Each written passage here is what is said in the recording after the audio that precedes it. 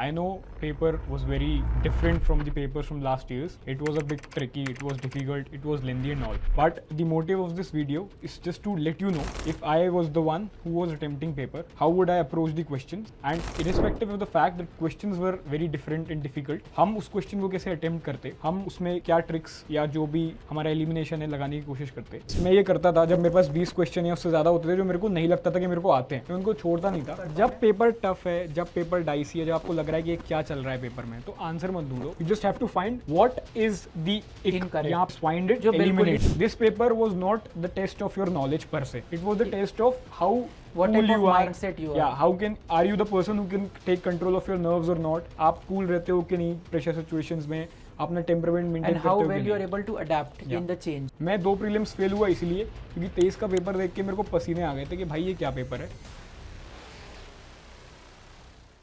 Hello everyone, I am Chitwan.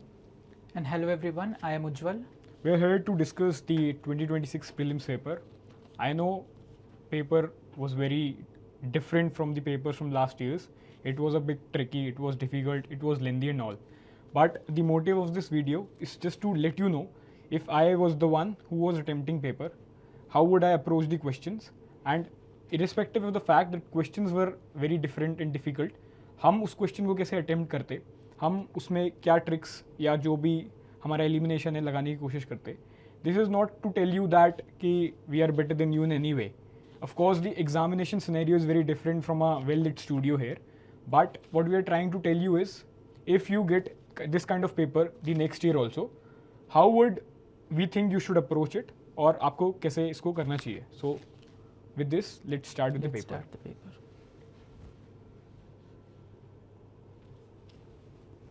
So like this is the very first question जो set B में we are having. So this is a question from environment. And again this is a new type of question that हम लोग देख रहे हैं that UPSC has asked, where they want कि थोड़ा सा comprehensive skill के साथ we try to get inference out of कि how the various statements are getting linked. तो if I would have done it, तो इसमें यही approach होती है जैसे as we can see that it is about long term and low emission development strategies which we study at part of Paris Agreement, and it is just important for net zero target. Yeah. So this so statement this is correct. right for 27 we have to achieve net zero. Yes. This statement largely looks fine. Fine. And then if we look, climate resilient development necessarily depends on quick and short term achievements of emission reduction target. So it This is a conventional trick of UPSC. UPSC. It gives necessarily, each, all, only. So this is the word which should ring a bell into your mind. And Yes. if this word rings a bell, तो हमको लगेगा कि short term यहाँ है, long term यहाँ है, तो these तो are शायद कुछ हो contradictory. सकता है. And regarding the second statement, there are two notions. हम ये भी सोच सकते हैं कि शायद 8% दिया है, इतना specific year दिया है, ये गलत हो सकता है. But the thing here is around. So if I had to attempt this question, मैं इसको around के हिसाब से मान के ठीक चलता. So now and then we have to go through these statements. So like statement 1 is empirically supported by statement 2, which is what they are giving. It seems like a right option to me. Right option, yes. Then we are having that statement 3 contradicts the approach implicit in statement 1. Yes, statement 1 we are talking about long term low emission targets. Here यहाँ हम लोग बात कर रहे हैं short term achievements के बारे में. तो कहीं ना कहीं there is a form of contradiction. So it is also right for me. Right.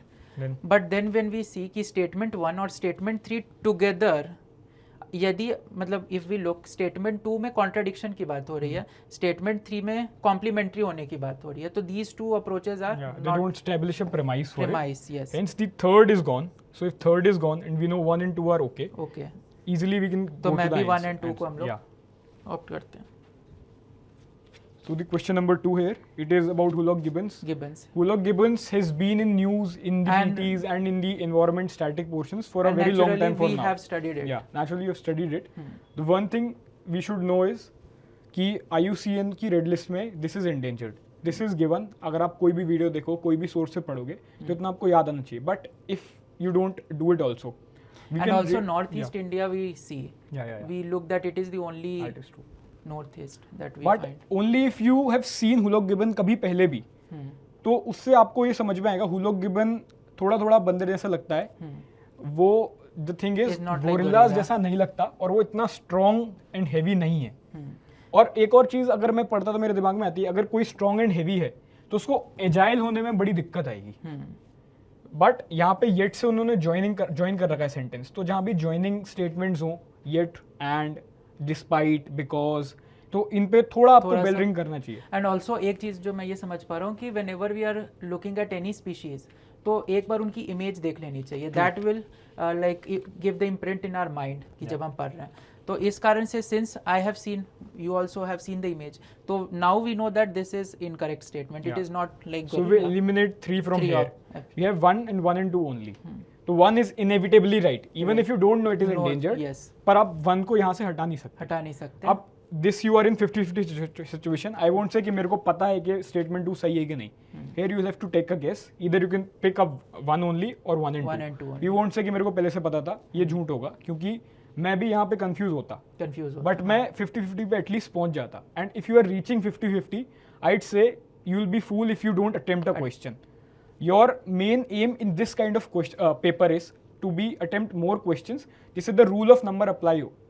Cut off 80 से ऊपर बहुत मुश्किल है जाए, पर अगर आप कम क्वेश्चन अटेम्प्ट करोगे और उसमें भी ऐसे टाइप के क्वेश्चन जो सब्जेक्टिव हैं, उसमें देयर आर हाई चांसेस कि आप कम क्वेश्चन करके ज़्यादा गलत कर दो। बिकॉज अगर आप 30-40 क्वेश्चन सोच रहे हो छोड़ दो, तो दैट इज़ काउंटर प्रोडक्टिव, वो आपको नहीं करना चाहिए। अगर आपके पास 30-40 क्वेश्चन आपके हाथ में हैं और आपको लगता है कि आपको कुछ भी नहीं आ रहा, आई गिव यू दिस, मैं ये करता था जब मेरे पास 20 क्वेश्चन या उससे ज़्यादा होते थे जो मेरे को नहीं लगता था कि मेरे को आते हैं, मैं उनको छोड़ता नहीं था। आप अपनी मर्जी से A, B, C या D कुछ भी उठाओ और उसको मार्क कर दो। I like to do it, you also to do it. आप कुछ भी करो, अपने पेपर सॉल्व करो, जो भी क्वेश्चंस आपको नहीं आ रहे आप उनको साइड में रखो एक बार के लिए, और A, B, C या D में से कोई भी अल्फ़ाबेट जो आपके पसंद का वो आप उठाओ और सारे क्वेश्चन वही अल्फ़ाबेट मार्क कर दो option. You will see ultimately आप नेट पॉजिटिव में हो या फिर नो पॉजिटिव नो लॉस में हो। वो 20 क्वेश्चन छोड़ने की जगह आई सजेस्ट कि आप एक बार ये चीज़ ट्राई करके देखो। एंड एटलीस्ट वहाँ पे जहाँ पे वी आर एट 50% प्रोबेबिलिटी, तो वहाँ उनको तो आपको ट्राई लेना करना ही ही चाहिए। So moving to the next question, again this is I think third question. repeated theme, mangrove. Every one of us read about mangrove, but mangrove just we study कि वो marine mangrove is a marine marine चीज, वो tidal environment को बचाने में काम आते हैं। But the thing is which should ring bell to you is they are salt sensitive, fresh aquaculture, fresh water और मैंग्रोव साथ में नहीं जाते। मैंग्रोव में नो डाउट फिल्ट्रेशन प्रॉपर्टीज होती हैं, वो टाइड से बचाता है, कैलेमिटीज से बचाता है और शॉक प्रूफ देता है, ये सब कुछ देता है। But one thing which mangrove does not give is fresh aquaculture zones. यहाँ पे एक्वाकल्चर होता है, श्रिम्प्स का होता है, this is true, but fresh water साथ में नहीं जाता है, ये दिक्कत आती है थोड़ी सी मैंग्रोव में। Yes. थर्ड स्टेटमेंट हम देखें तो वेरी बेसिक स्टेटमेंट, ये आपको पता होना चाहिए कि सही है। लाइवलीहुड, या तो if we consider third statement, हम बस ऐसे ही करेंगे इसमें, हमको क्या लगता है कैसे एलिमिनेट करना है और कैसे हम आंसर तक पहुंच सकते हैं। तो थर्ड स्टेटमेंट इनएविटेबली सही है, तो 1 and 2 हमारे हट इवन गए। Here 2 we eliminate. या 2 और अब इसके बाद हमको 2 ऑप्शन बचते हैं, 2 and 3 and 3 ओनली। यहाँ पे अब देखो मेरे को ये बेल रिंग करती है कि टाइडल फ्रेश वाटर तो बिल्कुल भी नहीं है, तो मैं ऑप्शन 2 हटा देता, I reach to 3 only. 3 only. This is how I would reach to the answer. Now this is again from current affairs.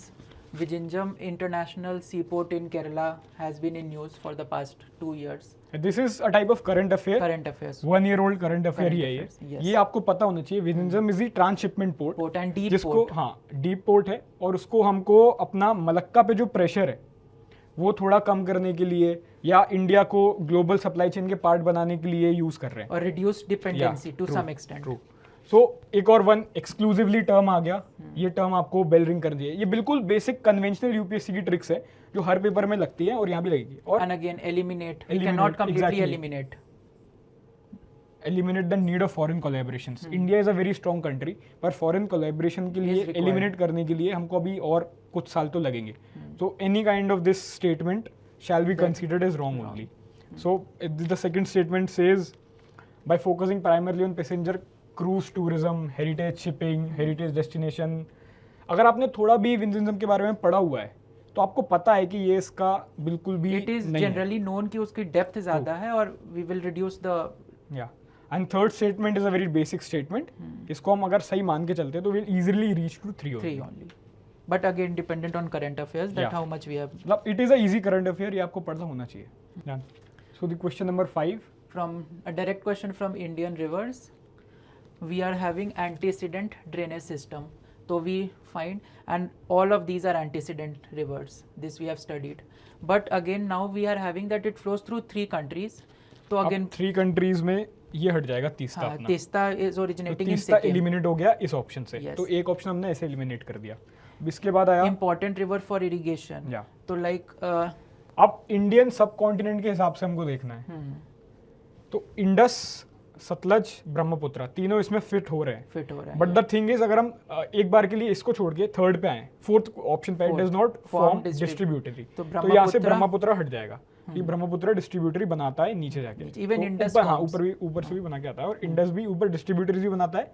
But Indus is not very much famous for irrigation, at least in Indian सब continent में. अगर हम देखे चलेंगे, हाँ थोड़ा बहुत पाकिस्तान में करता है, बट इन दोनों में से Sutlej would be the answer है, क्योंकि डिस्ट्रीब्यूटरी से हमारा ये कट गया, 3 कंट्री से हमारा ये कट गया. इंडिया सतलज में Sutlej is more important for irrigation in India and Pakistan, both countries.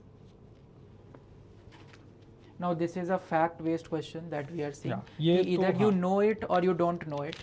तो if I would have been here, तो Uttar Pradesh shares boundary with highest number of states, like a fact which either we know or we don't. तो 1 minute this के is लिए a proper factual question. factual अगर आपको question. ये पता है तो आपको पता है, नहीं पता ये नहीं बोलूंगा कि ये पता होना चाहिए, नहीं पता होना चाहिए. बट मोटा मोटा the thing is Uttar Pradesh shares boundary, ये अगर आपने मैप अच्छे से देखा होगा, पढ़ा होगा, आपको पता होगा. Rajasthan share longest international border, ये पता होना चाहिए क्योंकि वेस्ट बंगाल करता है. वेस्ट बंगाल ये विद सबको पता है, हाँ, कि ये सबसे बड़ी बाउंड्री इंटरनेशनल वेस्ट बंगाल की है एज एन इंडियन स्टेट. ये थोड़ा ट्रिकी है. ये मैंने भी पढ़ा, उसके बाद मेरे को पता है कि सिक्किम और उसके बाद मेघालय है, जो सिर्फ आसाम की चारों तरफ से घिरा हुआ है. तो it is a fact based question. ये नहीं कहूंगा कि मेरे को पता है, ये थोड़ा टफ है. अगर आपको फैक्ट्स पता है तो बहुत ईजी है आपके लिए, नहीं पता तो बहुत टफ है. और थोड़ा सा मैपिंग से आ सकता है. अगर आप मैपिंग में दिमाग लगाओ तो ये शायद आपको आ जाए, पर इजी नहीं था ये question. Now they have asked about Amur falcons, a bird, and its linkage with Doyang Lake in Nagaland. तो अगर if फर्स्ट स्टेटमेंट को हम लोग रीड करते हैं तो it is a generic statement कि it showcases how sustained local conservation efforts can contribute to arrival and protection of international migratory. Very generic statement, हम सही मान सकते हैं एक बार के लिए, अभी के लिए इसको सही मान लेते हैं. फिर है it reflects the global success of advance tracking technologies that guide migratory birds back to their stopover sites. अब यहाँ पे थोड़ा एडवांस ट्रैकिंग टेक्नोलॉजी एक बार को मान लेते हैं कि ये भी सही है, बट ये थोड़ा ब्रैक कर रहा है ऑप्शन कि मे बी ये बहुत ज्यादा बात कर रहा है. तो अभी के लिए इसको भी अपन सही मान के चलते हैं. तो 1 और 2 हम सही मान रहे हैं अभी के लिए. ठीक है. It confirms that Amur falcons have adapted to permanent residency. Confirms, adapted, permanently, ये तीनों शब्द तो बेल रिंग करना ही चाहिए. एक यहाँ पे परमानेंट रेसिडेंसी है, यहाँ पे अराइवल दे रहा है. या तो थोड़ा कॉन्ट्रडिक्ट कर रहा है. तो मैं अगर होता तो मैं थर्ड ऑप्शन को एलिमिनेट करता, अगर एलिमिनेट करना है मेरे को तो उससे मेरे ये 2 ऑप्शन गए, 1 ओनली एंड 1 and 2. तो 50% यही, हाँ 50% में फिर से पहुंच गया हूँ यहाँ पे. अब मैं आपका दिमाग इन क्वेश्चंस में ऐसे चलना चाहिए, मैं कैसे किसी ऑप्शन को हटाऊं. ये नहीं सोचना चाहिए कि ये भी सही हो सकता है, सही हो सकता है. थोड़ा नेगेटिव कॉनोटेशन में आपको सोचना है, क्योंकि elimination works in these veg only, और इन क्वेश्चंस में elimination is the only way you at least यदि फर्स्ट राउंड में वी आर नॉट श्योर तो इसको हम लोग एटलीस्ट सेकंड राउंड के लिए 50 पे रख सकते हैं. कि when we'll the come thing back, which should come to your mind is this is bragging too much about one single initiative and this is a very generic statement. तो 50-50 पे पहुंच सकते हो. ये नहीं कहूंगा पता होना चाहिए, but ये भी थोड़ा सा है ना ग्लोबल सक्सेस की हर जगह सक्सेस हो गई है, तो थोड़ा सा यहाँ पे सही बात है. एक जगह के बारे में बात हो रही है, ग्लोबल सक्सेस कॉन्ट्रडिक्ट कर रहा है उसको. Now this is again a what question? Objectives very of easy question. This is a very easy area, question. Yeah. And mission for sustainability आ गया.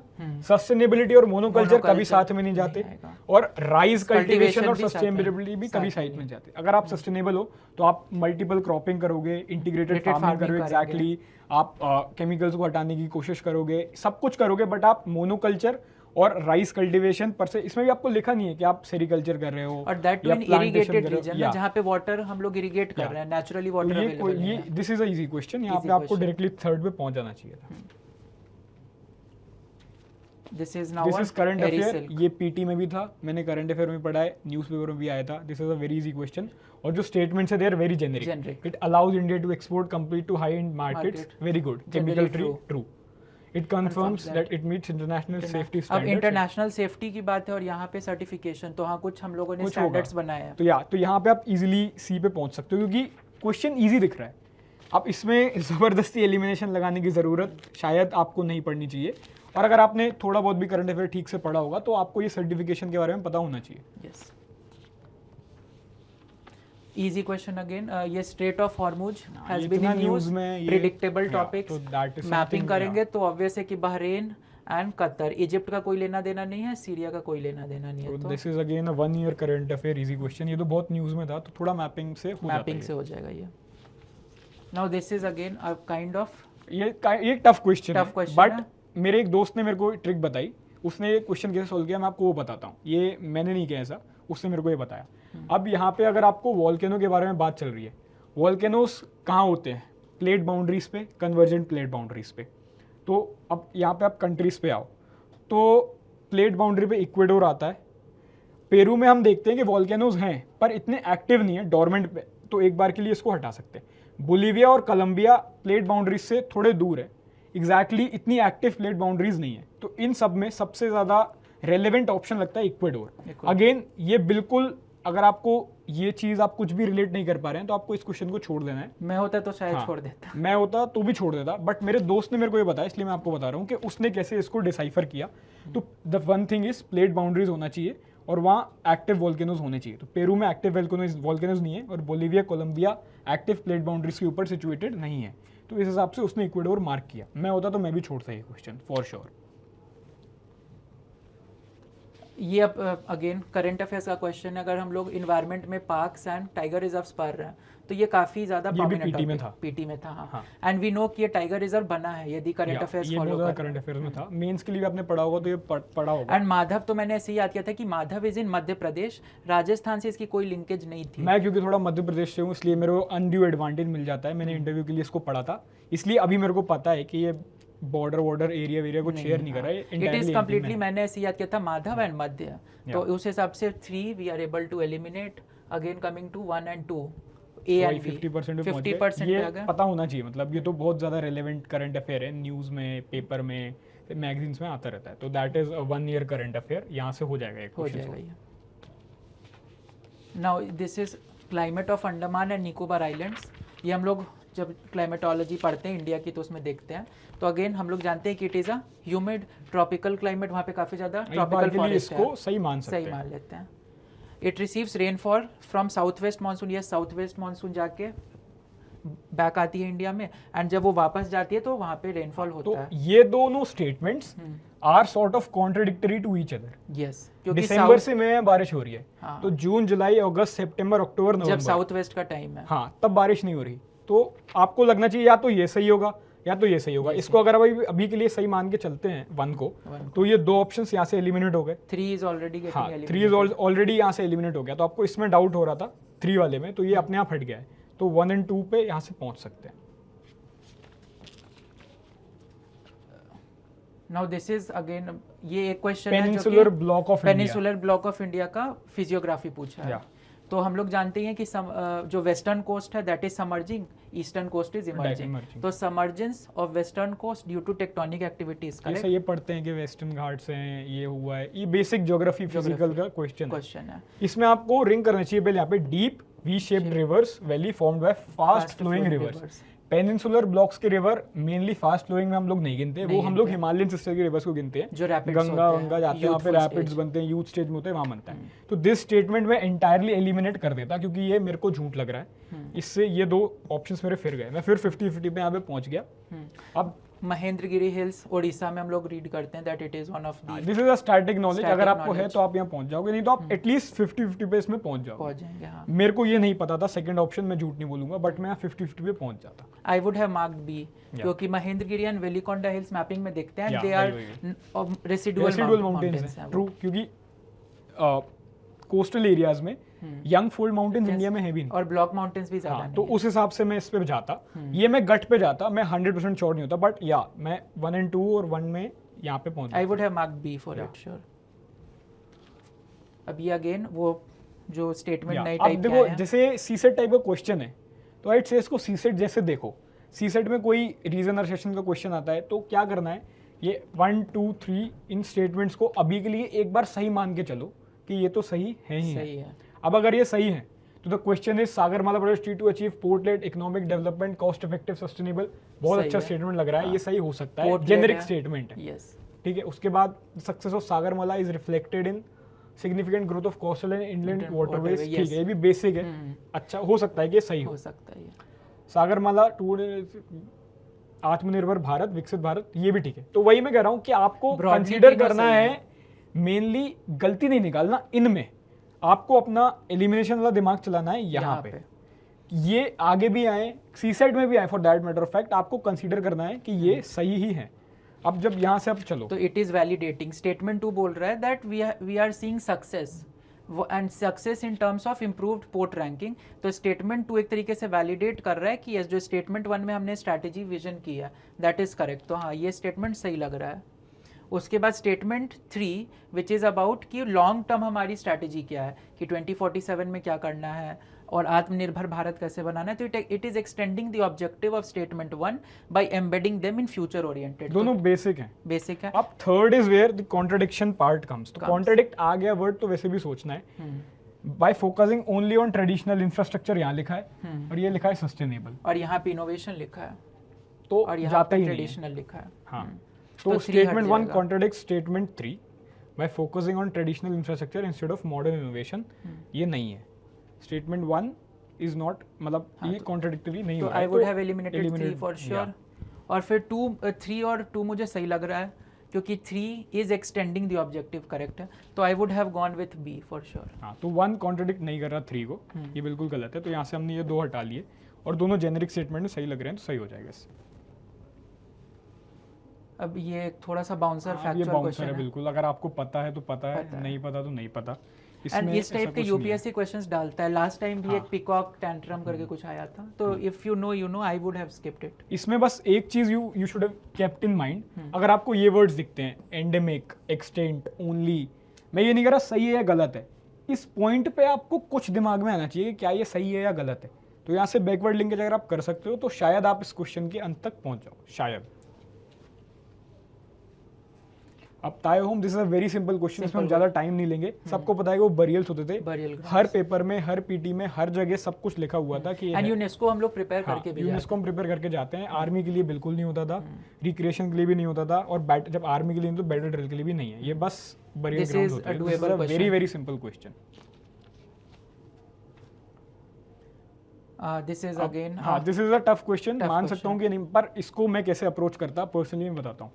बेटर, अब इसमें देखिए 4 वर्ड के सीक्वेंस बन रहे हैं। बेटर न्यूट्रिशन यहाँ से कट गया क्योंकि ये चारों में है, basic. Environment, better environment cut गया क्योंकि ये चारों में है। अब आपको प्रोडक्शन, ओशियन लाइफ, रीफ। अब देखिए प्रोडक्शन 2 बार आ रहा है, या प्रोडक्शन 2 बार आ रहा है, 1 2, लाइफ 2 बार आ रहा है, 1 2, ठीक है। ये मैंने देख लिया कि लाइफ और प्रोडक्शन रिपीट हो रहा है, तो शायद कुछ पैटर्न बन रहा है क्या। क्वेश्चन में एफएओ इज अ ऑर्गेनाइजेशन जो खाने पीने से, एग्रीकल्चर से रिलेटेड है, लाइवलीहुड की बात हो रही है। लाइवलीहुड से बात चल रही है, ट्रांसफॉर्म कर रहा है कैसे भाई। अब कोस्टल रीफ भी वेरी इंपॉर्टेंट है लाइवलीहुड के लिए भी, तो मेरे को एक दिमाग में आ सकता है शायद कोस्टल रीफ हो सकते हैं। अब इससे बिल्कुल मैनग्रोव में हटा दूंगा क्योंकि एफएओ और मैनग्रोव साथ में नहीं जाते, ऐसा मैं सोचता। अब मैनग्रोव हटा दिया तो ये ऑप्शन मेरा चला गया। इसके बाद कोस्टल रीफ्स बच रहा है, बेटर लाइफ बच रहा है, बेटर लाइफ और बेटर ओशन बच रहा है। रीफ्स को भी मैं हटा देता शायद, यदि मैं इसको अटेम्प्ट इस करता हिसाब से तो रीफ्स को हटाते। तो आप देखो प्रोडक्शन 2 बार रिपीट हो रहा है, बेटर लाइफ 2 बार रिपीट हो रहा है, तो अगर वो क्वेश्चन सेट कर रहा है तो शायद वो इनसे खेल रहा है। तो मैं ये देखता कि 2 तो हट गए, या प्रोडक्शन एफएओ करता है, सही बात है, उसको एग्रीकल्चर प्रोडक्शन बनाना है, सस्टेनेबल फिशरी, एक्वाकल्चर क्या करेगा सस्टेनेबल होकर, प्रोडक्शन को ही बढ़ाएगा। और क्या है, जो भी वहाँ बंदे इंक्लूडेड होंगे उसमें, उसकी लाइफस्टाइल को या फिर लाइवलीहुड को इम्प्रूव करेगा। तो आई जंप टू दिस कि बेटर प्रोडक्शन, न्यूट्रिशन, इन्वायरमेंट तो कॉमन था, एंड बेटर लाइफ, क्योंकि बेटर ओशियन, यूएनओसी का आप काम मान सकते हो, पर एफएओ का काम नहीं है ओशियंस के लिए ज़्यादा कुछ करना। तो that is where I think B पे आप यहाँ पहुंच सकते थे एलिमिनेशन से ट्राई करके काट के। ये क्वेश्चन छोड़ने का नहीं है, ऐसे क्वेश्चन आए तो आप उसमें थोड़ा ये करके logical- थोड़ा लॉजिक लगा सकते हो। अगर वो सी सेट के क्वेश्चन पूछेंगे तो आपको सी सेट का दिमाग लगाना पड़ेगा, that is inevitable for sure. Lake तुर्काना again important topic lake रहा तुर्काना है हर बार Current affairs न्यूज में में, रहता है, मैपिंग में रहता मैप में है, रहता है। आपको सीधा दिखना चाहिए ये साउथ सुडान का रिवर नहीं है, ये जो भी ये पार्ट इथियोपिया अपना के इथियोपिया की साइड का है, केन्या side। कीनिया वहाँ पे आता है। वर्ल्ड हेरिटेज साइड है, सही है। लार्जेस्ट डेजर्ट लेके बिल्कुल सही है, तो 1 in 3 ओनली इससे पहुंच जाते। ये फैक्चुअल क्वेश्चन है, अगर आपने मैपिंग की होती तो शायद आपको आता है मैपिंग में। और लेक्स और माउंटेन्स हम लोग प्रिपेयर करते हैं। तो तुर्काना इज अ प्रोमिनेंट लेक, आप पढ़ते हैं उसमें कि आपको पता होता है तुर्काना कैसा क्या है। अब ये थोड़ा सा फिर से हाँ, फैक्चुअल ये तो मेरे को नहीं पता था, मैं छोड़ देता इसको, मैं बात के लिए रखता, जो तुक्के मारने हैं Last वो इनमें attempt मारता में। मैं। ऐसे मैंने इस क्वेश्चन में मार्क किए हुए हैं, मैं आपको जेन्युइनली बताता हूँ 30 क्वेश्चंस ऐसे हैं जो मेरे को नहीं आते थे, मैंने उन सब में बी मार्क किया। मैं 3 क्वेश्चंस के पॉजिटिव में हूँ। आइट से अगर आपने पेपर चेक नहीं किया है, अगली बार आप देने वाले हो, आप ऐसा करो, this is a trick which I use to do and you can also try it. मैं पहले सिर्फ 50-60 क्वेश्चन करता था और बाकी छोड़ देता था।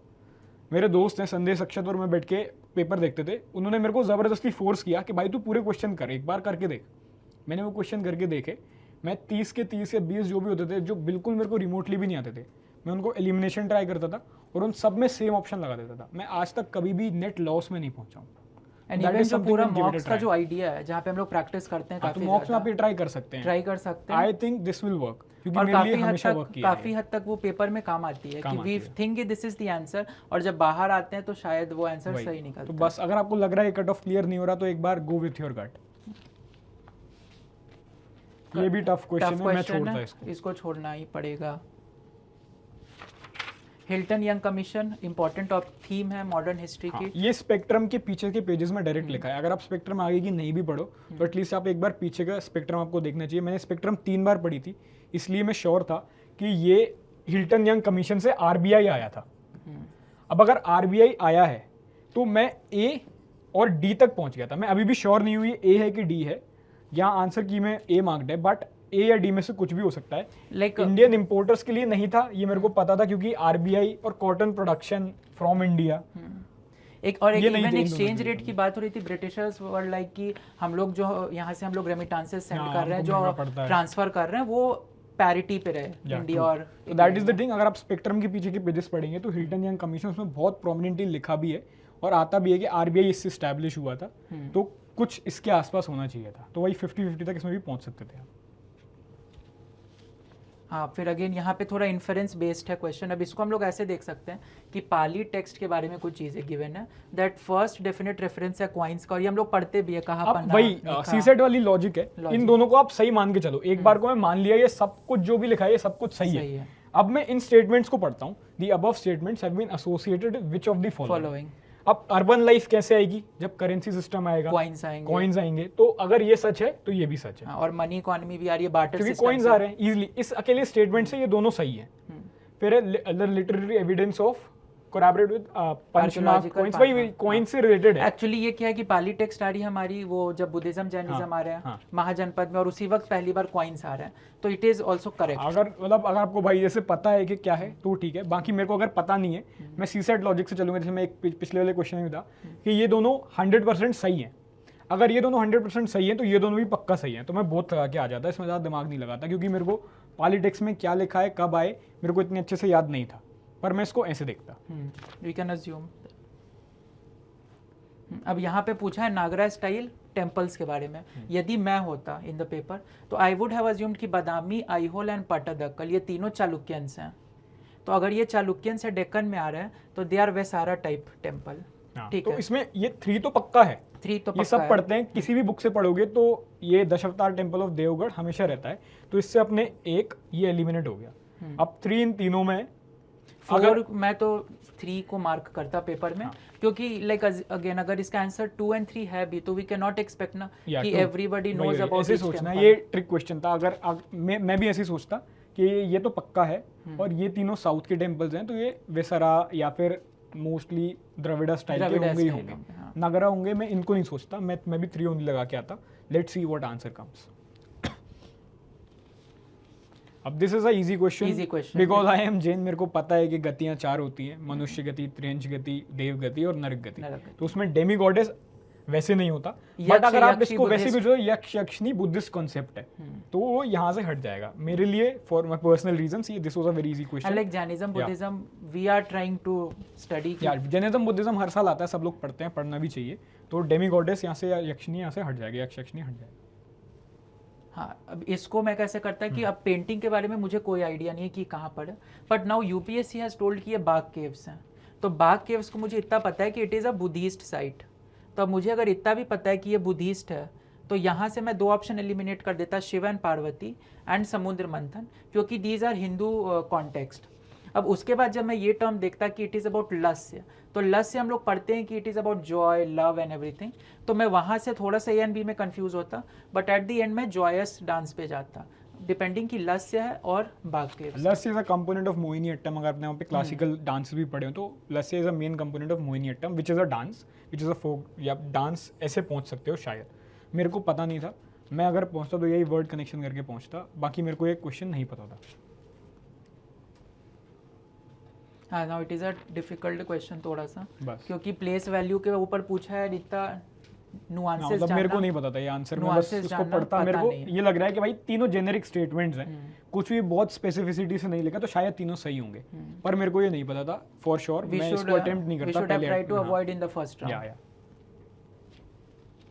अब यहाँ पे फिर वही आ रहा है सजेस्ट करना। हम लोग पढ़ के ही जाते हैं हड़प्पन के बारे में एटलीस्ट, बट यहाँ पे हम लोगों को 3 स्टेटमेंट दिए। वी नो कि काफ़ी ज़्यादा स्टैंडर्डाइज्ड वेट्स थे वहाँ पे हड़प्पा में, तो ये ट्रू है।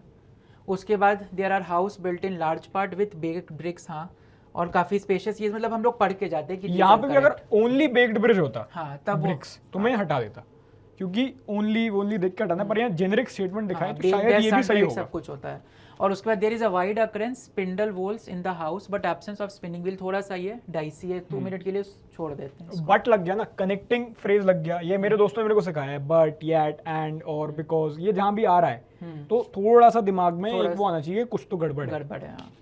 तो नाउ इट इज कि statement 1 suggest that spinning was laborious activity done at home.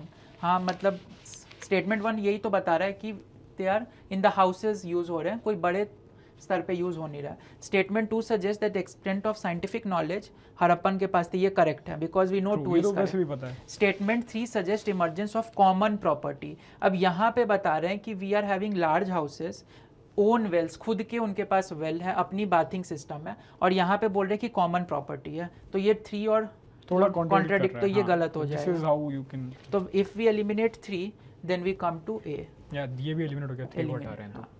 तो दैट वे अगर ये हम लोग इसको लिंक अप कर पा रहे जब हैं। पेपर टफ है, जब पेपर डाइसी है, जब आपको लग रहा है कि ये क्या चल रहा है पेपर में, तो आंसर मत ढूंढो, गलत चीजें ढूंढो। That is how I used to do tough papers. You just have to find what is the Incorrect यहाँ पे क्या एक है, क्या गलत लग रहा है, क्या व्हाट डज नॉट बिलोंग है, जस्ट फाइंड इट, जो बिल्कुल ही eliminate out of the box जा रही है Yeah. चीजें, जहाँ पे बिल्कुल लॉजिक नहीं लग पा रहा है।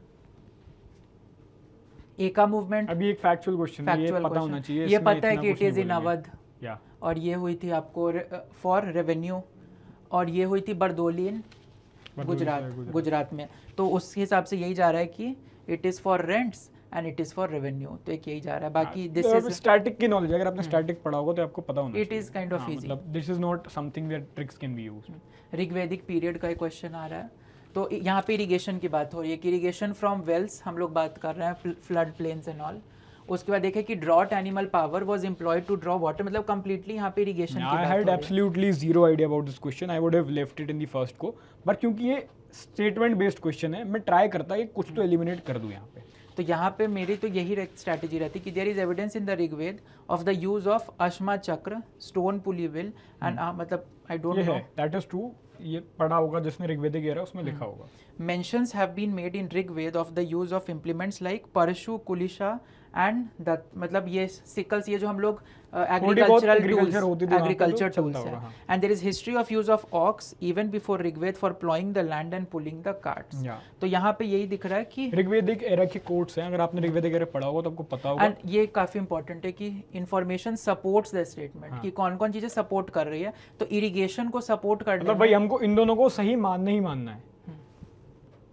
इरिगेशन को कौन कौन सपोर्ट कर रही है, तो आई वुड हैव थॉट कि हाँ भाई चलो पुली व्हील रहे होंगे तभी इरिगेशन हो रही है, ऑक्स रहे होंगे तभी वो स्पिनिंग वगैरह चला होगा, but then I would not have chosen this परशू बिकॉज वो इरिगेशन से नहीं है, तो I would have picked up 1 and 3।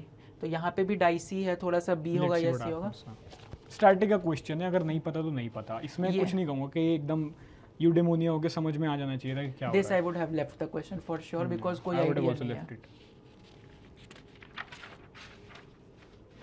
ये फिर अगेन बुद्धिज्म से आ रहा है। अब ये क्योंकि मैंने बुद्धिज्म पढ़ा था इसलिए मेरे को पता था कि ये शायद महापरिनिर्वाण हो सकता है, क्योंकि दैट थिंग इज नहीं विच आई थॉट इज समन कि द मेडिटेशन के लिए बोधि ट्री होता है, उसके नीचे बुद्धा बैठे होते हैं, ऐसा होता है। फर्स्ट सरमन वही उन्होंने खुशीनगर में दिया था, धर्म चक्र बना होता है। अब जो महान विनिष्कर्मा होता है और महापरिनिर्वाण होता है, मैं इन दोनों में कंफ्यूज होता।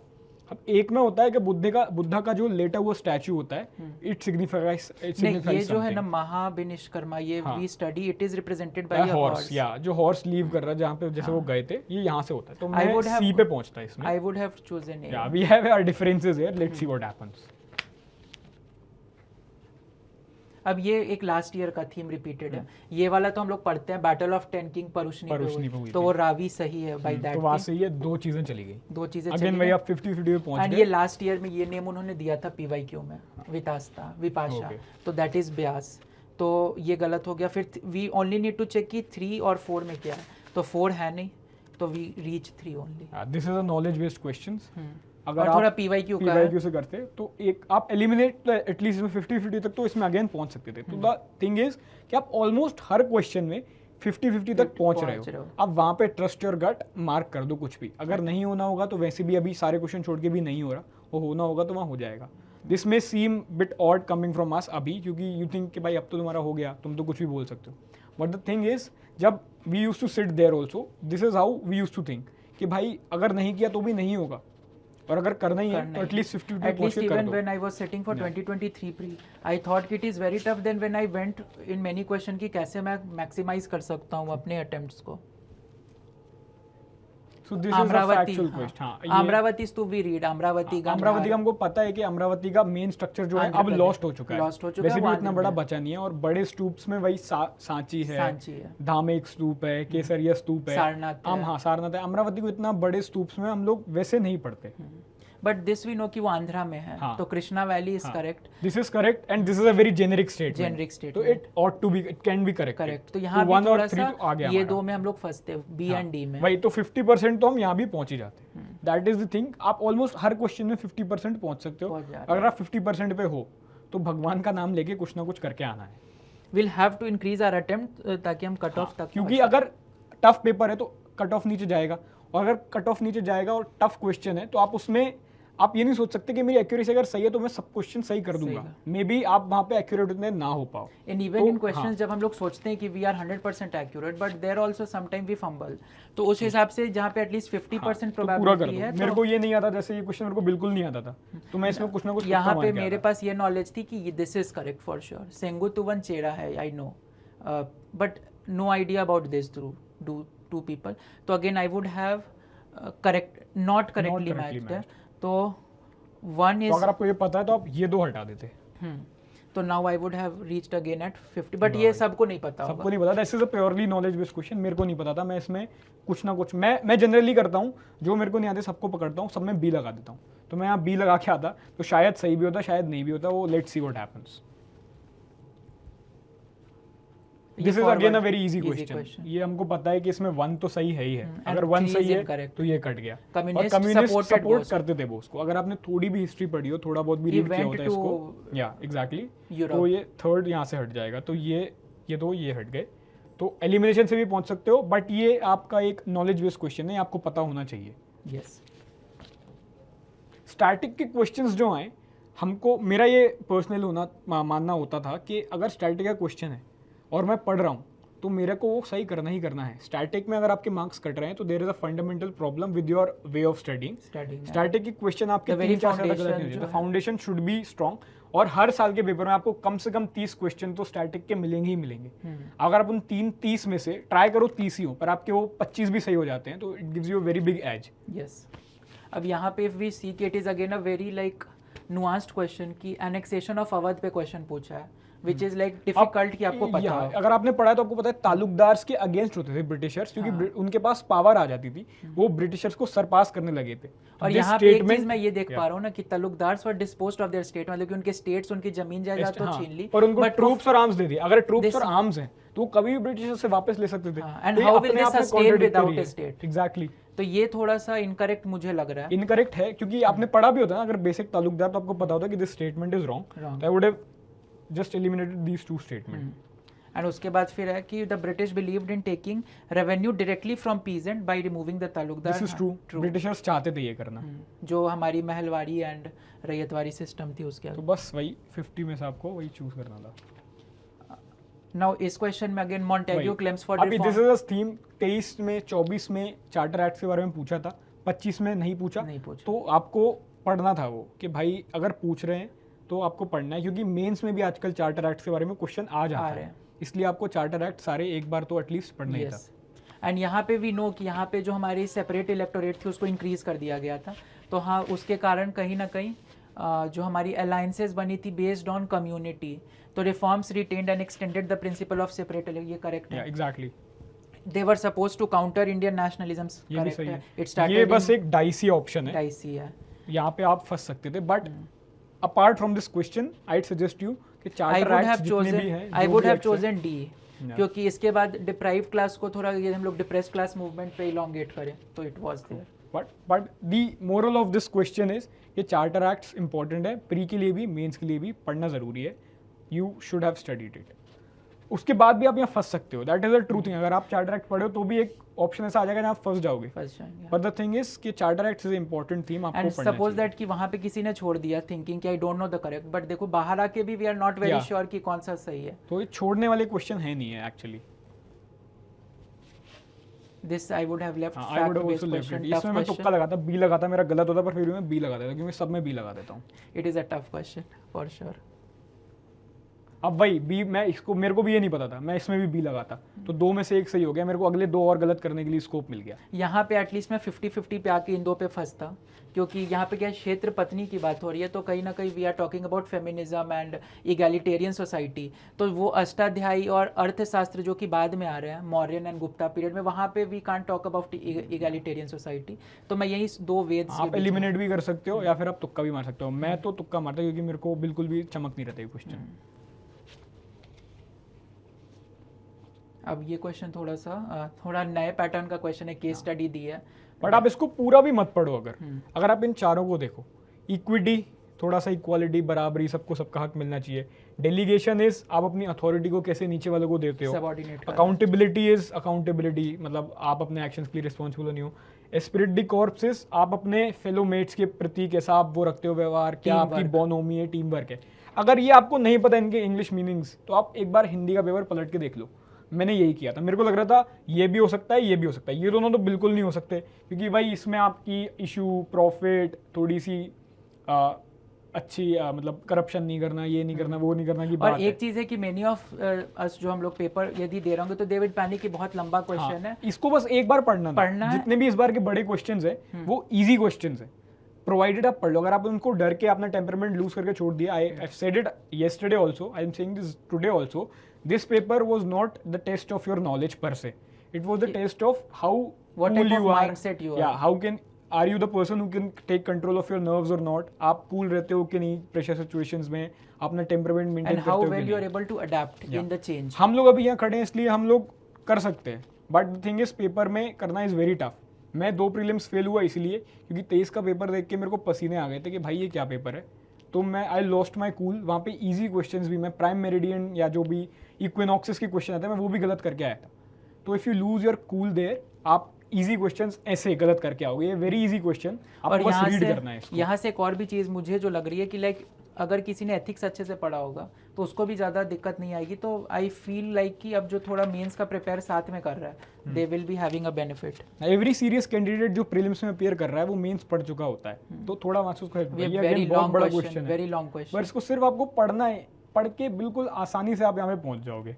अब अगर आप इसके पूरा ये भी मत पढ़ो, अगर फर्स्ट मतलब you can read it for sure, but if I see the option से the government should move ahead with the project without the delay addressing urban health concerns outweigh the sentiments of small group. भाई government can never do it.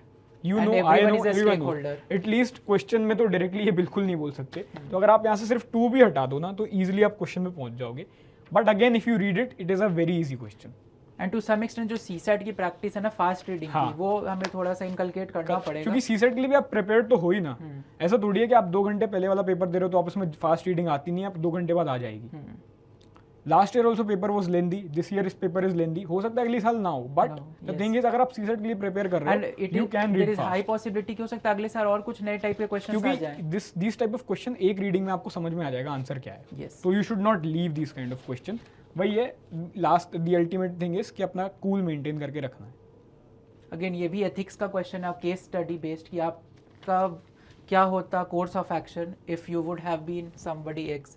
तो यहाँ पे अगर feel see कि immediately disclose the information and the public, तो हम लोग ethics में पढ़ते हैं कि we can not immediately disclose. Immediately तो कुछ भी नहीं कर सकते कभी भी आप. कभी भी नहीं कर सकते.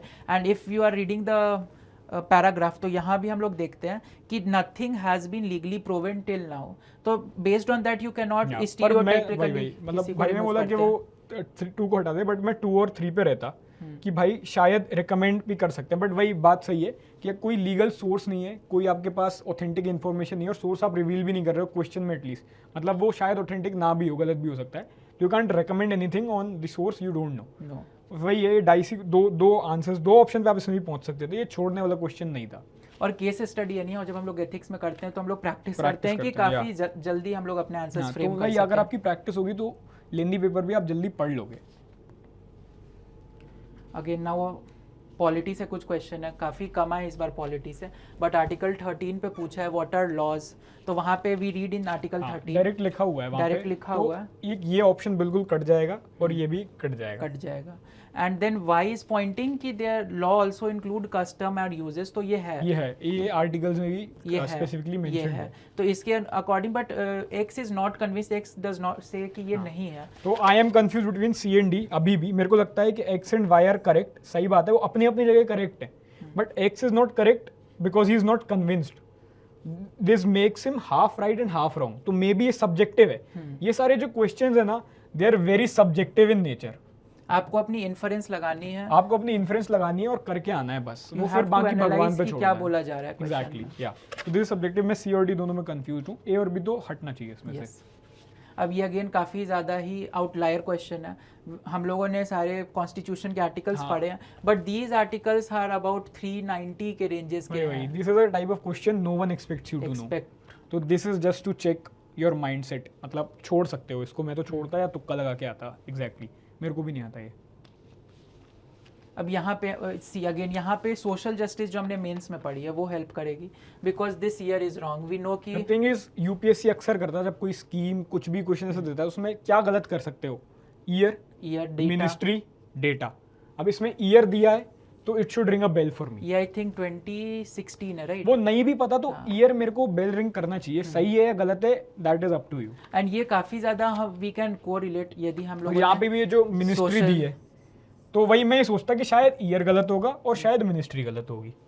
मेरे को पता कुछ भी नहीं है. आज भी मेरे को ये नहीं पता क्या सही है क्या गलत है, बट मेरे को ये 2 चीजें बेल रिंग करती कि भाई ये गलत कर सकता है, क्योंकि यूपीएससी करता है ये गलत. आप 10 साल के क्वेश्चन उठाओ, ईयर, डेटा, फैक्ट, मिनिस्ट्री हमेशा गलत करने का ट्राई करता है UPSC. So this is how you should think about these question. And again I think कि ये क्वेश्चन मैं कर लेता. This is a very generic statement, और इसको हमने प्रिपेयर किया था मेंस के सोशल जस्टिस. ये सही है, तो ये तो अपने आप ही हट गया. तो then we don't need to see की 3 है भी या नहीं. ये अगेन थोड़ा सा डायरेक्ट है. या 5th शेड्यूल लिखा है, एएमटीएम 5th शेड्यूल में नहीं आते. ये तो 6th हम लोग पढ़ते ही हैं, तो ये हट गया completely. Now we are with 2 and 3. तो if we look कि some tribes of India are entitled, तो ये लग रहा है कि मैंने पता नहीं क्यों मेरे को याद आता कि मैंने एक रील में देखा था इंस्टा पे, कोई स्टडी रिलेटेड चीज दी है, पर वही ऐसी डू यू नो वाली रील में आ गया था कि do you know people of Sikkim कुछ टैक्स नहीं भरते, उनका कोई अलग एग्रीमेंट है. तो मतलब कहीं से अपने नॉलेज को रिलेट कर पा रहे हैं. वही तो बस ये नॉलेज बेस्ड क्वेश्चन है. ये इसमें बस आपको 1 एलिमिनेट करना था, क्योंकि this is a very easy thing. 1 आपको हटाना चाहिए. तो ये हट गया. ऑल 3 कट गया. ये आप फिर से वही 50-50 पे पहुंच गए. थोड़ा बहुत कहीं ना कहीं जो विमेन रिजर्वेशन में पीपल वुड हैव. ट्रू. अब ये अगेन थोड़ा लक्ष्मीकांत से डायरेक्ट है, अब ये Swap उल्टा किया कर है। दिया है बस ये, मतलब ये आपको जनरली आप मेंस और प्री के लिए पढ़ते हो तो पता होना चाहिए। ये this I actually- consider this not as easy but as medium question. यहाँ पे कोई भी ऐसा क्वेश्चन आपको यही सोचना है कि भाई कुछ तो पलटा होगा, मेरे को पता था बिकॉज ऑफ माई नॉलेज, ये पढ़ने वाली ये मैंने चीज़ है, याद you should किया have हुआ था studied it, yeah, actually, ये ये- पढ़ना चाहिए था आपको। ये टफ है क्योंकि वी कैन नॉट एक्सपेक्ट कि यार हाँ, अब ये कमिटी बहुत टफ क्वेश्चन है, बट एक ट्रिक होती है, मैं आपको बताता हूँ। कोई भी कमिटी है, कुछ भी है, जिसमें राज्यसभा और लोकसभा के दोनों के मेंबर्स हैं, तो 1/3 2/3 का रेशियो होता है। हमेशा राज्यसभा के मेंबर उस कमिटी में जिसमें दोनों हैं वो कम रहेंगे। कम तो इसमें जो लिखा है कि 20 member of Rajya Sabha and 10 member of Lok Sabha, ये गलत है, मेरे को देख के ही समझ में आ जाता। तो मैं इससे एटलीस्ट ये वाला स्टेटमेंट समझता कि ये बिल्कुल गलत है। तो ये दो आपके अनुसार हट जाते फिर। हाँ, तो मैं यहाँ से 50-50 पहुंच जाता। ये ट्रिक नहीं है, दिस इज ऑथेंटिक इन्फॉर्मेशन। आप लक्ष्मीकांत में उठा के कमिटीज देखो, कोई भी कमेटी जिसमें लोकसभा और राज्यसभा दोनों के मेंबर्स हैं, उसमें राज्यसभा के मेंबर्स कम होंगे होंगे। लोकसभा के मेंबर्स से। Yes. This is a fact for sure. Sure. तो ये वहां से ये एक हटा सकते थे आप। Mission Sudarshan Chakra again it has been in news because of all operation Sindoor. तो यस, एयर डिफेंस के लिए था, बैलिस्टिक मिसाइल, ये सही है। The mission is being design to enhance rapid precise, again this is correct, strategic autonomy के लिए। One of the aims of this mission is to cover, तो यहाँ पे थोड़ा सा एक फंस हाँ, सकते मैं बस थे। ये ऑल देख के शायद इस ऑप्शन को हटा देता, थर्ड को। दो ये सही है या नहीं भी हो सकता, बट मैं इसको हटाता। भाई आपको अपने जो लॉजिक्स हैं, जो भी आपकी माइंडसेट है, उसको स्टैटिक रखना है थ्रू आउट द पेपर। अगर मैं पहले ऑल काट रहा हूं तो मैं यहाँ भी ऑल काट दूंगा, भले मेरा ऑप्शन गलत हो। मेरा ये आंसर गलत होता अगर ये आंसर है, अभी भी मैं बोल रहा हूँ, क्योंकि मैं ऑल देख के तुरंत इसको काट देता। भाई ऑल पब्लिक स्पेसिस 35 तक करना तो टफ है, भले ही ये सही हो, पर आपको अपने जो लॉजिक्स हैं वो through out the paper, through out the life consistent रखने ही रखने हैं। इवन इन भाई हाँ, आई रिमेंबर कि 23-24 में ऐसे क्वेश्चंस थे। हाँ। तो यदि 5-6 क्वेश्चन में we were able to eliminate, but एक दो था नेट पॉजिटिव में आप रहेंगे, आपको अपने लॉजिक्स को कंसिस्टेंट रखना है, that is the thumb rule for sure. अब ये थोड़ा सा नेबरहुड का है, ये मेरे को नहीं आता था, मैं तो छोड़ देता ये क्वेश्चन, या तुक्का लगाता है इसमें। This is difficult to remember. अब फिर अगेन ये थोड़ा सा हमने ये भाई DNSS इसको पढ़ा होगा, मतलब सबको पढ़ा है कि जीरो एफआईआर क्या होता है। और सबसे बड़ी बात है, आपको ऑब्लिगेटरी यहाँ भी बेल रिंग करना चाहिए। भाई furnish information electronically, zero FIR तो मैं जाके भी कर ही सकता हूँ, एफआईआर तो जनरली लोग जाके भी करते ही और हैं। अभी इंडिया में इतनी ज्यादा डिजिटल लिटरेसी भी आई भी नहीं है। आई भी नहीं है। वही, तो 3 आई exactly. Would have eliminated. तो 3 अगर हट जाता तो अगेन इधर 1 और 2। फिर 1 में हम लोग देखते हैं कि it is mostly for cognizable and non cognizable नहीं है। अगर थोड़ा बहुत पढ़ लो, ये नहीं कहता कि पता होना ही चाहिए ये, बट एटलीस्ट 50% पे हम लोग 50% पे एटलीस्ट में भी हम पहुंच सकते थे। ये बस, ये भी मेरे को नहीं पता था, मैं तुक्का मारता इसमें। बट हाँ, यहाँ पे एक चीज़ मैं ये पढ़ रहा था क्वेश्चन, तो CBI and preserve values in public life and national economy का थोड़ा कोई लिंक नहीं बैठ रहा है। तो एटलीस्ट वी कुड इल्यूमिनेट 3। और उसके बाद एक और चीज़ मैंने पढ़ी थी इसमें कि ये कहाँ गया, central economic intelligence bureau when we are talking, तो why will it under home affairs जब इकोनॉमिक इंटेलिजेंस है। मतलब तो यहाँ से आपको क्या लेना है कि मैं वो बंदा हूँ जो मैं क्वेश्चन देख के पैनिक कर गया। अभी भी मैंने बोला कि मैं छोड़ देता, पर ये रीड कर रहा है क्वेश्चन को। पर ऐसे ही अगर आप मेरे से छोड़ दोगे ये, तो आप तुक्का लगाओगे। तो और मे बी अगर आप रीड करोगे क्वेश्चन को तो आप कुछ कहीं पहुंच जाओ। तो you don't have to be like me in this kind of question, you just have to be like him. थोड़ा सा टू रीड करना। And use your brain there. अगर आपको कुछ नहीं आ रहा, अगर आपके पास टाइम है, टाइम नहीं है तो it is antithetical to go behind this question. पर अगर टाइम है तो you can read it once. ये क्वेश्चन टफ है, इट इज़ वेरी मतलब टफ कि आप याद कर लो कि किसको रेटिफाई किया है और किसको नहीं किया है। अब this is thankfully because of the interview. Interview. Interview के टाइम ये हो रहा था, तो हमको पता है कि ये इसके जो ये planning पीपल नहीं है। प्लानिंग नहीं है, people plan it in progress है। एंड मेरा जो इंटरव्यू था that was during AI impact हाँ, समिट, तो तो मुझे ये याद दो तो अपने आप ही हट गए इसमें। And the thing is binding framework. That is never binding. भाई all, binding, except, every, yet, यहाँ पे बेल रिंग होनी चाहिए दिमाग कोई भी डिक्लेरेशन है, how can you expect AI के लिए तो सब, हाँ सपोर्ट लोग यही। ये थोड़ा इजी है बिकॉज कालादान वी नो कि म्यांमार से कालादान IMT हमको पता है कि है। And Agartala Akhaura is for Bangladesh. तो Bangladesh is not a member of ASEAN, it is not a member, तो वहां से शायद we could have done it. या दिस इज मतलब फैक्चुअल बेस्ड क्वेश्चन, मेरे को नहीं पता था ये, तो मैं तो तुक्का मारता इसमें। 3 में 2 लगा के आ जाता मैं तो। ये अगेन थोड़ा सा टफ है क्वेश्चन, हाँ ये आपको पता होता तो आपको पता होगा तो आई ओनली न्यू वन कि दिस इज फॉर भूटान, इसके अलावा मुझे कुछ पता नहीं है, तो उस हिसाब से we could have tried. I tell you, इस पेज पे ये 4 क्वेश्चन है, अगर आप यहाँ पे देख पाते तो आप भी देखिएगा सेट बी में 56, 50, 56, 57, 58, 59 ये चारों मेरे को नहीं आते पर से अगर, और मैं इनका आंसर है ए बी ए सी। अगर मेरी किस्मत खराब है तो मैं डी लगाऊंगा, पर मैं अगर बी लगाता तो एक भी मेरा सही होता तो मेरे बाकी की 3 कंपेंसेट हो जाते। और अगर आप ए आपका फेवरेट अल्फाबेट है और आप ए लगाते तो आप नेट पॉजिटिव में भी जा सकते थे। तो थिंग इज जहाँ आपको कुछ भी ना आए और आपको छोड़ने का मन करे और छोड़ते छोड़ते बहुत क्वेश्चन इकट्ठे हो जाएं, तो 4 का रूल लगाओ, कुछ ना कुछ तो टिक करके आओ। इट वाज टफ, ये थोड़ा सा इसमें मेरे को आइडिया है क्योंकि ये अभी हाल ही में कुछ बना है, तो we are now producing it in I had no absolute zero idea about and this is not produced क्योंकि ये स्कॉर्पियन और Akula class we are bringing from out, तो ये मुझे थोड़ा आइडिया था। 1-2 ईयर का करंट है मतलब, ये फिर थोड़ा टफ है, वही यहाँ बाइंडिंग, बट स्टिल अगर इसको बाइंडिंग पे भी जाते हैं तो इट इज़ टफ कि again global forum is non binding in nature, तो हो सकता है कि ये सही हो, but then you need to know, इससे एक तो ये एलिमिनेट हो जाएगा। एक ये मैं वही कह रहा हूँ, आपको लॉजिक्स कंसिस्टेंट रखना है। मैं पहले यही सोचता था कि यहाँ ऑल है यहाँ नहीं है, तो ज़बरदस्ती मेरे को भी यही समझाया मेरे दोस्तों ने कि भाई लॉजिक जो है वो पूरे पेपर में कॉमन सेंस कंसिस्टेंट को एक्टिव रखना है, कॉमन सेंस को एक्टिव रखना है। शायद आपको लॉजिक इस क्वेश्चन में फेल कर जाए, पर आगे आपको logic ultimately in larger picture फायदा देके जाएगा अगर आप उसको कंसिस्टेंट रखते हो तो। out of 5 even that works in 2 questions, Yeah. so that is positive.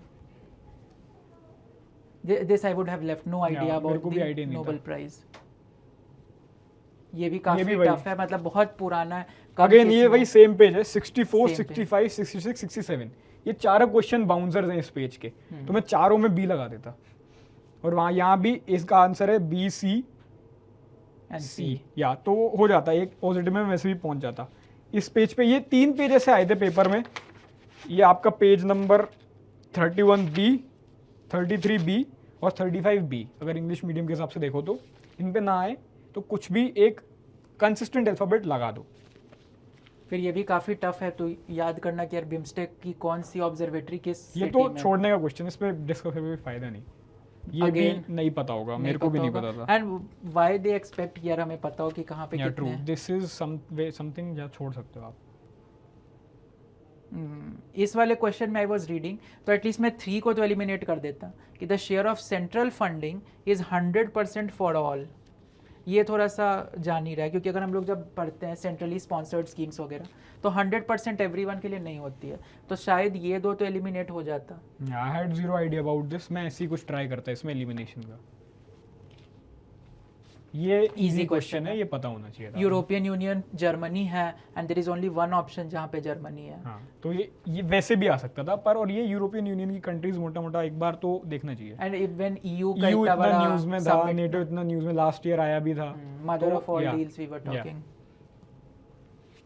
ये लास्ट ईयर के पीटी में था, मेरे को बहुत अच्छे से याद है, एक पेज This पे we सारे have नोटिस remembered. लिखे थे, तो मेरे को ये पता था, तो मैं उस नॉलेज से ये कर देता। अब ये अगेन ट्रिकी क्वेश्चन है टू अटेम्प्ट, बट यहाँ पे एक चीज़ यही बैठ पा रही थी कि Y zoo authority is engaging in like ecosystem management. This is a tough question, nobody expects you to know all this. Yes, it यहाँ इज पे आपको कुछ लॉजिक लगाना था या तुक्का लगाना था, छोड़ना नहीं था। पर again this is again IR related current ये भी, अफेयर्स हाँ, बेस्ड। तो ये इसमें भी मुझे तुक्के इतना बस लगाना पता चाहिए। था कि लखनऊ तो नहीं है, क्योंकि that German chancellor he visited Ahmedabad, तो ये नहीं होगा। एंड क्वेश्चन वाज आस्क्ड कि विच इज नॉट करेक्ट, तो ऑब्वियसली 4 तो होगा ही आंसर में, तो I would have then taken. I had zero idea about it, मैं वही अपना बी वाला फॉर्मूला लगा देता, इसमें तो शायद सही हो जाता। मेरे को जो नहीं आते मैं सब में बी लगा देता हूँ। अगर मेरे को पता है कि मेरे जो अटेम्प्ट करे हुए क्वेश्चंस हैं they are not getting me pass the cut off, I am feeling either ways, तो मैं बी लगा देता हूँ सब आई एम में। Also learning some interesting tricks from you now.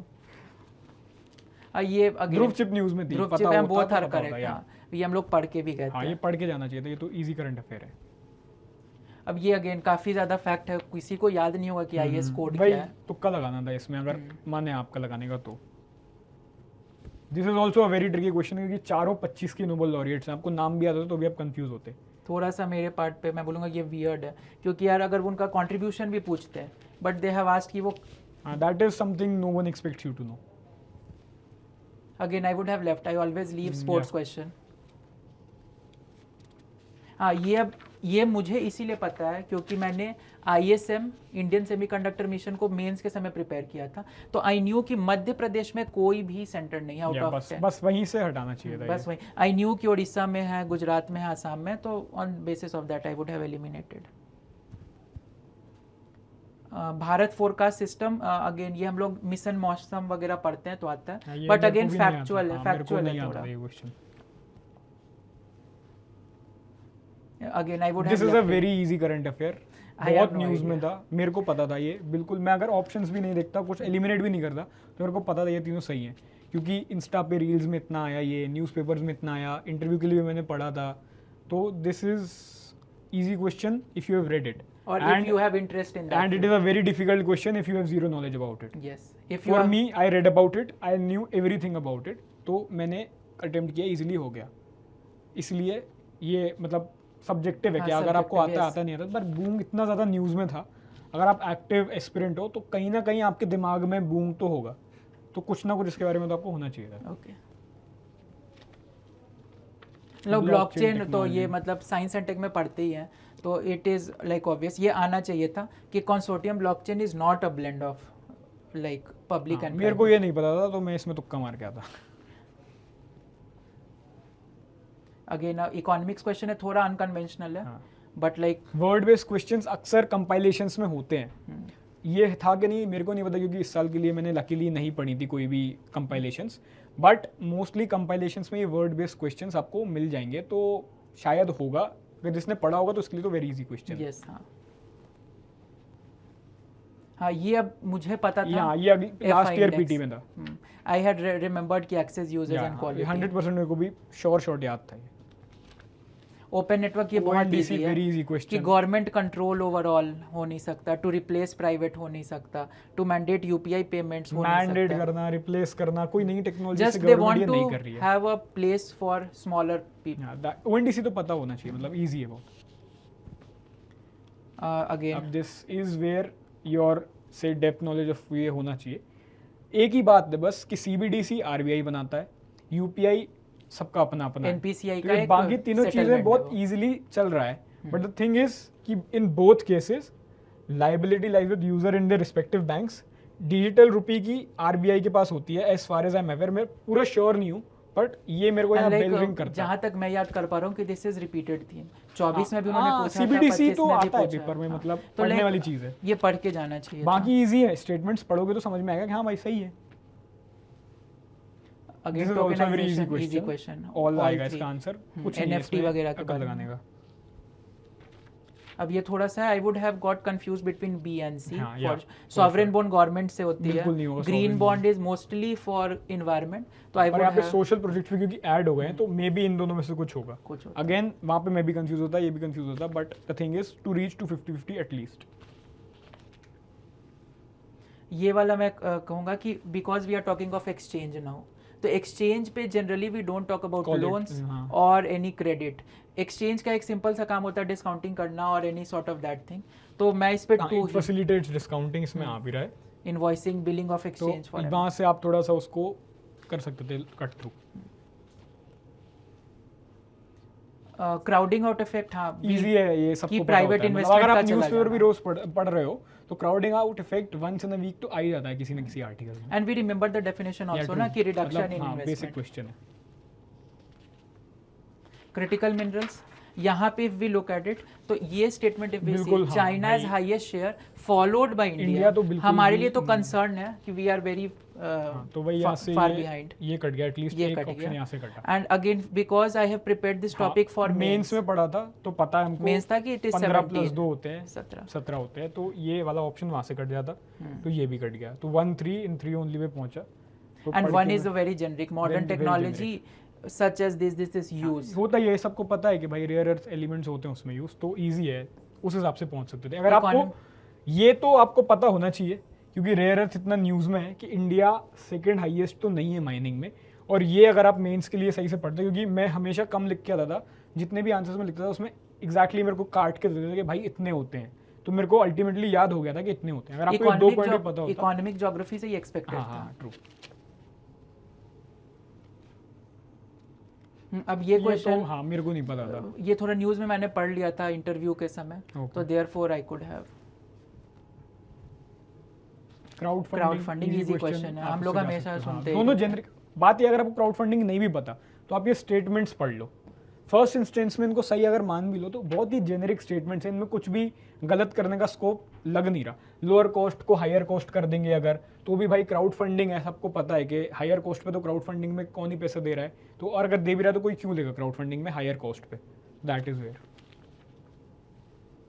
हाँ ये मेरे को नहीं आता था। इसमें मैं बस इतना जानता था कि Urjit Patel, because we have prepared committees for mains, तो वहाँ पे था कि ये इनका कुछ इन्फ्लेशन से है, तो यहाँ से इतना तो मैं कंफर्म हूँ कि this is wrong, in Urjit Patel committee is wrong, तो उस हिसाब से these two are eliminated again 3-1। I had zero idea about it, so I would have left it.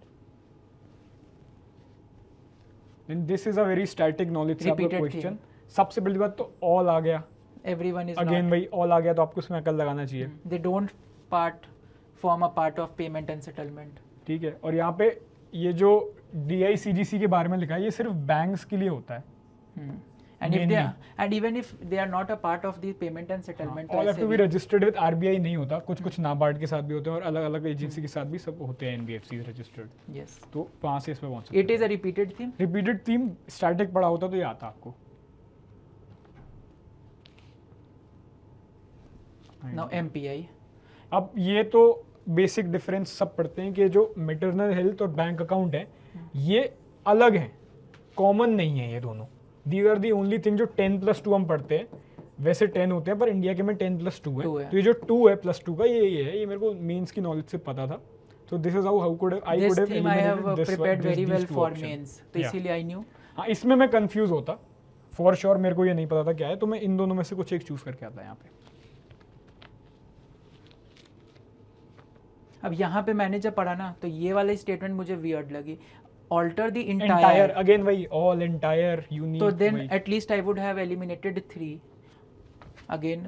थोड़ा सा वी हैव टू नो कि engineered virus and lipid nano particles are used as carrier, ये अब थोड़ा वही है कि will have to take risk here. यहाँ पे भी if we look LLM produce unbiased तो अनबायस्ड, कुछ भी नहीं है आज के टाइम पे। ये तो एक थ्रेट है AI का The कि thing it is is biased, no one is unbiased, और थ्रेट ही है आर्टिफिशियल इंटेलिजेंस और LLM का कि भाई they are biased in the nature sometimes. And to some extent ये आंसर मैं B ही पिक करता हूँ। हाँ तो ये दोनों तो वैसे भी अपने आप कट जाते हैं, and these are very generic statements, इनको आप गलत नहीं कर सकते, तो यही होता। मैथमेटिकल ऑप्टिमाइजेशन की Yeah. बात है, तो अब ये टॉपिक मैं पढ़ के गया था। हाँ मेरे को नहीं पता था, मैं Yeah. बस इसमें थोड़ा सा दिमाग ये लगा था कि अगर इसमें है scattering the electromagnetic waves it causes the material to scattering increase। करने से तो चीजें मेरा दिखने लगती नहीं, है। मेरा इंक्रीज पे दिमाग चलता है कि शायद इंक्रीज डिक्रीज किसी ने पलट दिया होगा जो क्वेश्चन बना रहा है, मैं थोड़ा सा वैसे सोचता बस, बाकी मेरे को जीरो नॉलेज है, मैं झूठ नहीं बोलूंगा इसके बारे में।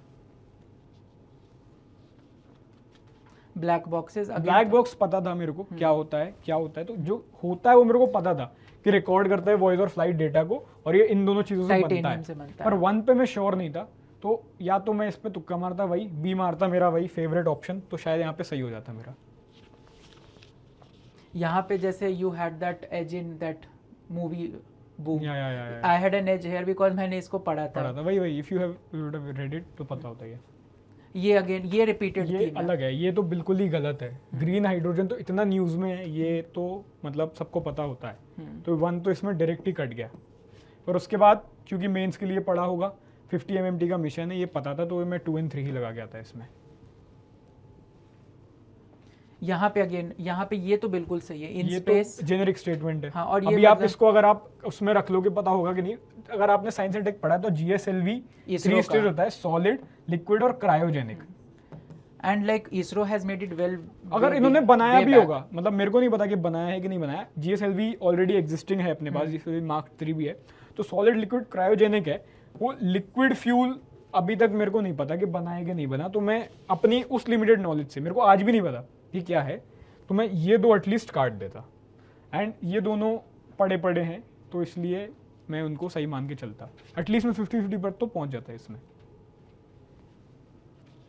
हाँ, ये ड्रोन स्वार्म्स अगेन, ये काफ़ी रिपीटेड थीम्स है। ड्रोन स्वॉर्म्स के बारे में पढ़ा होगा क्योंकि हम्म। ऑपरेशन सिंदूर के टाइम पे भी हुआ था और ईरान इजराइल इंटरनल वगैरह सब सिक्योरिटी लोग भी जब यूज कर पढ़ते रहे हैं हैं तो भाई। वी रीड बट मेरे को एग्जैक्टली नहीं पता था तो वही थोड़ा मैं कंफ्यूज होता, बट वही है जय बी। जो नहीं पता कुछ भी अपना फेवरेट अल्फाबेट लगाओ, उठा लो। मैं कह रहा हूँ एक बार ट्राई करके देखो, अगर आपके फेवरेट अल्फाबेट से नहीं होता तो आप मेरे फेवरेट अल्फाबेट से ट्राई करो, शायद कुछ काम आ जाए। ये मुझे पता था बिकॉज आई ह्यूमन जेनोम, ये जो है इंडियन कॉन्टेक्स्ट में नहीं है, ये इंटरनेशनल कॉन्टेक्स्ट में है। तो अगर हम लोग 1 को एलिमिनेट कर देंगे तो एक ही आंसर ऑप्शन आ बचता, जाएगा। ये बस एलिमिनेशन का था। यस, ये 100% एलिमिनेशन में क्वेश्चन था। ये थोड़ा सा मुझे नहीं पता था हाँ, मुझे ज़्यादा। भी नहीं पता था ये, बट बात वही है कि इसमें ये गलत कर सकते हैं ज्यादा से ज्यादा ये लोग, और अगर और ये 4 भी कि 4 है या शायद 5 गलत है। कर दें तो वही बोथ या नीदर पे पहुंच सकते थे आप। D portion this I knew मतलब कि ये मिनिस्ट्री सबको गलत पता होना है। चाहिए। मिनिस्ट्री मिनिस्ट्री वही जो मैंने आपको पहले बताया, मिनिस्ट्री डेटा, यहाँ पे यूपीएससी खेलता है क्योंकि यही स्कोप है ना इस क्वेश्चन में। और आप क्या गलत कर दोगे?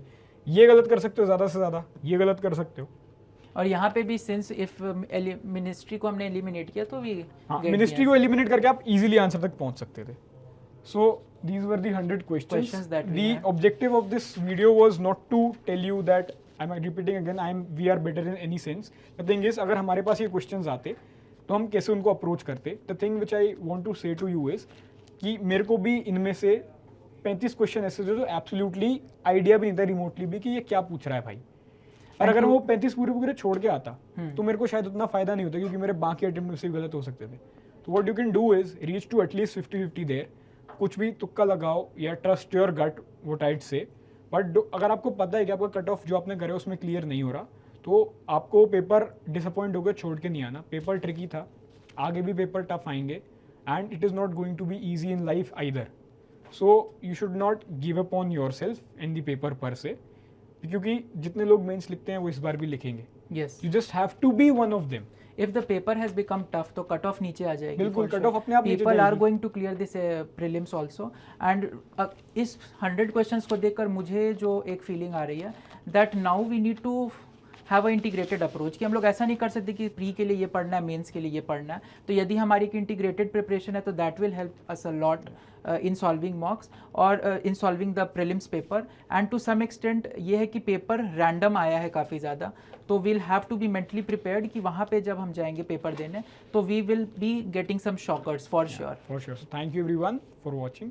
आप बस खुद पे भरोसा रखो, पेपर कितना भी टफ हो, a limited number of people are always going to write there. अगर आपको ये लगता है कि एक टफ पेपर है तो जिनका तुक्का लगा वो वहाँ पहुँच जाएगा तो हो भी सकता है, बट वो मेंस में अपने आप एलिमिनेट हो जाएगा। तो ये सोच के आप पेपर छोड़ के नहीं बैठिएगा। You just have to do it and thank you everyone for watching. Thank you so much.